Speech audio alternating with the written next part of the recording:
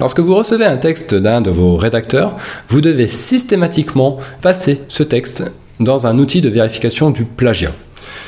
Alors, pourquoi ? Tout simplement parce que si vous utilisez ce texte sur votre site ou si vous livrez ce texte à un de vos clients et qu'il détecte un plagiat, c'est vous qui serez tenu responsable du plagiat. Et ça pose plusieurs problèmes, car déjà vous risquez de perdre votre client, d'avoir une mauvaise réputation et donc de finir misérable. Mais vous pouvez aussi avoir des gros problèmes avec la justice si le texte a été plagié sur le site d'un de vos concurrents. Parce que au niveau de la justice, entre entreprises et entre concurrents, ça rigole pas trop. Alors, je sais pas vous, mais moi, quand il y a un texte plagié, ça me rend fou. Je rentre dans une rage folle. Et tout ce que j'ai envie de dire, c'est « Ah, il m'a volé, mais haha, je t'ai détecté. Et ne t'inquiète pas, je vais t'envoyer un mail dont tu vas te souvenir. Je vais te pourrir ta réputation. Tout le monde saura que tu es un méprisable voleur. » Et bien évidemment, ça c'est ce qu'il faut pas du tout faire. Maintenant, je vais vous expliquer ce qu'il faut faire. Donc la première chose à faire, c'est de analyser le résultat qui a été donné par votre outil de vérification du plagiat. Votre outil va vous dire quelles sont les phrases qui ont été plagiées et sur quelle page du web il les a trouvées. Pour chaque phrase indiquée par l'outil, vous devez aller vérifier sur la page si c'est uniquement ce bout de phrase ou cette phrase qui a été plagiée ou si c'est l'intégralité du paragraphe qui a été copié. Si vous constatez qu'il n'y a qu'une phrase qui a été plagiée, alors il s'agit certainement d'un faux positif. Donc ça peut prendre plusieurs formes. Donc une forme assez courante de faux positif, ça va être l'utilisation d'un proverbe. Donc par exemple, la patience est amère, mais son fruit est doux. Ou encore, les conseillers ne sont pas des payeurs.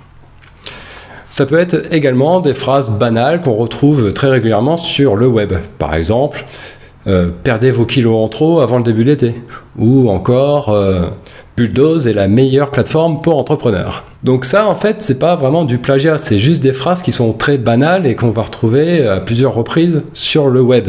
Et du coup, l'outil de détection de plagiat va indiquer que cette phrase a été copiée. Mais en fait, c'est pas le cas, c'est juste une phrase banale. Alors, j'en profite pour faire une petite aparté sur ces phrases banales. Vous êtes d'accord avec moi que tous les jours, il y a énormément de textes qui sont publiés sur Internet. Et aussi, même si le nombre de mots dans la langue française est très important, par exemple il y a 35 000 mots dans le dictionnaire du Petit Larousse, ce nombre est limité. Et du coup, le nombre de phrases qu'on peut former avec ces mots est également limité, même si c'est beaucoup. Mais vu que chaque jour il y a des nouveaux contenus qui sont publiés sur Internet, il devient donc chaque jour de plus en plus difficile de produire des phrases 100% originales qui n'ont jamais été publiées auparavant. En plus, avec l'avènement de l'IA pour les rédacteurs, le nombre de textes qui vont être rédigés va littéralement exploser. Il va donc y avoir de plus en plus de faux positifs à l'avenir. Si vous constatez que plusieurs phrases d'un paragraphe ont été plagiées, alors, il y a encore une autre forme de faux positif, ça va être l'extrait de texte. Donc, il y a des extraits qui sont complètement légitimes. Par exemple, un extrait de texte de loi, ou alors la citation d'un texte célèbre, ou une citation d'un auteur. Donc voilà, ça peut être des phrases, des paragraphes qui sont assez longs et qui sont tout à fait acceptables dans un texte. Si vous constatez qu'il s'agit d'un plagiat et que ce n'est pas un extrait, ni un proverbe, ni une phrase banale, alors vous êtes sûrement face à un vrai plagiat. Alors il faut savoir qu'il existe deux grandes possibilités de plagiat. Le premier, c'est le copier-coller bête et méchant. Donc là, en fait, c'est très simple, c'est le rédacteur qui a copié-collé un texte sur Internet et qui l'a collé sur son texte. Donc là, ça veut dire deux choses.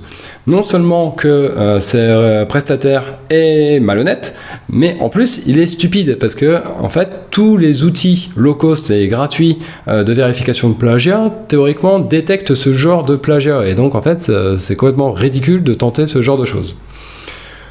Donc, si vous avez ce type de plagiat, il faut arrêter de travailler avec ce prestataire immédiatement.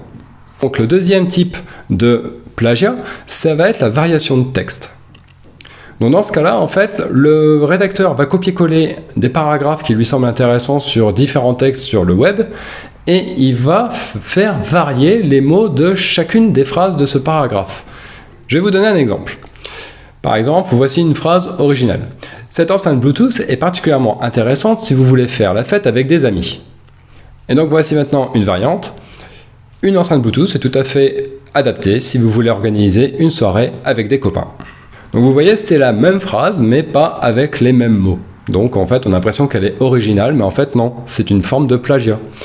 Alors le gros avantage de cette technique, c'est que du coup, le rédacteur économise toute la phase de compréhension du sujet et toute la phase de création de phrases originales. C'est beaucoup plus facile et rapide de simplement copier-coller des paragraphes et de faire varier les mots. Et en fait, c'est à la portée d'un enfant de 8 ans. Il peut vraiment, n'importe qui peut faire ça. Et évidemment, c'est du plagiat. Excuse-moi François, pardon de t'interrompre une seconde, je voudrais juste préciser la méthode de travail pour créer un texte unique. Faut jamais oublier qu'on s'inspire, qu'on lit, qu'on prend des notes, mais on structure son propre contenu, on le formule soi-même, on se l'approprie, on lui donne un ton. On ne copie jamais, on ne reprend jamais de l'existant pour le publier chez un client juste en ayant changé quelques mots. On crée, on s'approprie l'information et ensuite on peut délivrer réellement un contenu unique et bien structuré. Voilà, maintenant que c'est précisé, François, je te laisse la parole. Alors, que faire dans ce cas-là? Le plus important, ça va être de rester calme et d'essayer de comprendre ce qui s'est passé. Donc vous allez envoyer un mail ou un message au rédacteur en lui donnant la liste des phrases qui ont été plagiées et la liste des sites sur lesquels ces phrases ont été copiées. Et ensuite, vous allez attendre sa réponse. Là, en gros, vous avez 3 possibilités. La première possibilité, c'est que le rédacteur est parfaitement conscient qu'il fait de la variation de texte et il l'assume complètement. À partir du moment où son outil de plagiat à lui dit que le texte est 100% original, pour lui c'est bon. Bah oui, c'est quoi le problème? Le texte est 100% original. Et en fait, il va juste être frustré qu'un autre outil de vérification du plagiat ne dise pas comme le sien. Alors en fait, dans ce cas, votre prestataire n'est pas un rédacteur, c'est un producteur de texte avec des variations de phrases. Voilà. Mais bon, du coup, finalement, c'est du plagiat, donc en fait, vous pouvez pas travailler avec lui. Alors, je suis déjà tombé plusieurs fois sur ce cas-là, et à chaque fois, j'ai essayé d'expliquer c'est quoi la différence entre un texte 100% original et un texte avec des variations de phrases, mais on n'a jamais réussi à se comprendre. Donc, vous pouvez également faire cet effort, mais moi, perso, je suis obligé d'arrêter de travailler avec cette personne-là, parce que en fait leur façon de travailler ne me convient pas. Alors c'est souvent un déchirement parce que c'est des personnes qui sont très productives, qui livrent dans des délais incroyables et qui ont une capacité de travail assez impressionnante. Mais oui, forcément, parce qu'une fois qu'on connaît leur méthode de travail, on se rend compte que c'est beaucoup plus facile de sortir énormément de textes. Et du coup, il vaut mieux s'en séparer. La deuxième possibilité, c'est qu'on a affaire à un rédacteur qui a sous-traité la rédaction de son texte à un autre rédacteur, et cet autre rédacteur a livré un texte plagié. Donc la sous-traitance de texte dans la rédaction, c'est quelque chose qui est assez fréquent. Donc au début, peut-être que vous avez trouvé un nouveau freelance qui travaillait vraiment tout seul, vous lui avez donné du travail et vous vous êtes rendu compte qu'il avait une excellente plume. Donc du coup, vous lui avez donné de plus en plus de travail, il y a d'autres clients qui l'ont trouvé et qui ont commencé à lui donner également beaucoup de travail, et à un moment donné, il a été dépassé, il y avait trop de commandes pour lui. Donc qu'est-ce qu'il fait assez naturellement dans ce cas-là? Il va faire appel soit à des amis, soit à de la famille pour l'aider à rédiger. Au début, en général, ça se passe bien parce qu'il va prendre les textes qui sont rédigés par ses coéquipiers et il va vérifier que tout est bon. Mais au bout d'un moment, si son affaire continue à bien fonctionner, il va être dépassé. Et c'est là que les problèmes vont commencer. En fait, être un rédacteur freelance ou être un manager d'équipe de rédacteurs, ce sont 2 métiers complètement différents. Et peut-être qu'il était très bon rédacteur, mais peut-être qu'au niveau du management d'une équipe, il est moins bon. Donc là, ce qui se passe, en fait, c'est que dans l'équipe de votre rédacteur, il y a un des équipiers qui fait du plagiat, qui fait de la variation de texte. Donc là, ce que vous devez faire, en fait, c'est aider votre rédacteur à le détecter et à se prémunir contre ce genre d'individus. Donc vous devez expliquer à votre prestataire qu'il doit systématiquement vérifier les textes qui lui sont livrés par ses coéquipiers avec un outil de vérification du plagiat puissant. Alors sur Bulldoze et à titre personnel, moi j'utilise KeyDuplicate, qui est actuellement, je pense, l'un des meilleurs. Expliquez-lui que la confiance n'empêche pas le contrôle. Vous devez toujours vérifier qu'un texte n'est pas plagié. Donc une fois que vous lui avez donné ces conseils, demandez-lui de refaire intégralement le texte qui vous a livré qui est plagié. Bah oui, parce que peut-être qu'il n'y a pas seulement quelques phrases au milieu du texte qui sont plagiées. Si ça tombe, c'est l'intégralité du texte qui a été piqué à droite et à gauche, et en fait, l'outil n'a pas réussi à le détecter. Donc il faut absolument refaire intégralement ce texte. Et demandez-lui aussi qu'il se sépare de cette personne, parce que cette personne ne va lui apporter que des problèmes. Normalement, cet incident devrait bien se terminer. Votre rédacteur va progresser du coup professionnellement, il va vous livrer de meilleurs textes, et peut-être même que votre relation avec lui va être meilleure qu'auparavant. Donc finalement, c'est presque une expérience positive. Alors, il y a une troisième possibilité de plagiat, c'est le rédacteur de mauvaise foi. Alors là, vous avez un rédacteur qui a bien rédigé lui-même le texte et qui est bien à l'origine du plagiat. Donc il sait très bien qu'il a fait de la variation de texte. Mais il va essayer de trouver des excuses pour dire que c'est pas de sa faute. Et typiquement, il va utiliser l'excuse du j'ai sous-traité à quelqu'un d'autre et c'est ce quelqu'un d'autre qui m'a fourni un texte plagié, je suis moi-même une victime. Alors, comment distinguer ce profil de rédacteur qui est de mauvaise foi par rapport à ceux qui sont de bonne foi? Parce que finalement, ils racontent la même chose. Ils sont victimes d'un plagiat. Donc on va pouvoir voir la différence au fil du temps, c'est-à-dire que lorsque vous allez demander à cette personne de refaire son texte, si vous avez une grosse diminution de la qualité, ça veut dire qu'il a commencé à rédiger lui-même, mais en fait, comme il ne s'est pas rédigé, le texte est mauvais.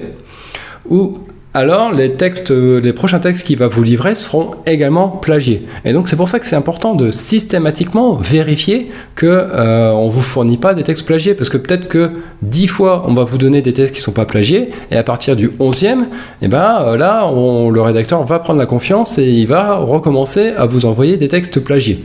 Donc vérifiez systématiquement vos textes. Vérifiez également que la qualité de la rédaction reste constante, parce que des fois il y a des variations au fil du temps. Alors, vous devez savoir que si vous utilisez l'outil de vérification du plagiat sur Bulldoze, qui est donc KillDuplicate, et qu'il y a une alerte de plagiat qui a été détectée, dans ce cas-là, alors moi ou quelqu'un de l'équipe va aller analyser le texte qui est considéré comme plagié, et on vous dira s'il s'agit d'un faux positif ou alors d'un vrai plagiat. Et on vous donnera des conseils pour bien réagir et pas risquer de vous fâcher avec votre prestataire si vous êtes un petit peu énervé par exemple. Parce que ça serait dommage de casser une collaboration qui marche bien alors que finalement c'est un faux positif, ou si votre prestataire est également victime d'un plagiat.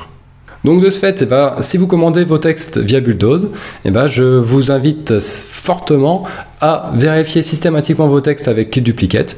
Ça vous coûtera que quelques centimes et ça peut vraiment vous éviter beaucoup de problèmes. Donc n'hésitez pas à me contacter si vous avez des questions au sujet du plagiat. Vous pouvez mettre vos questions aussi en commentaire et j'essaierai de vous répondre rapidement.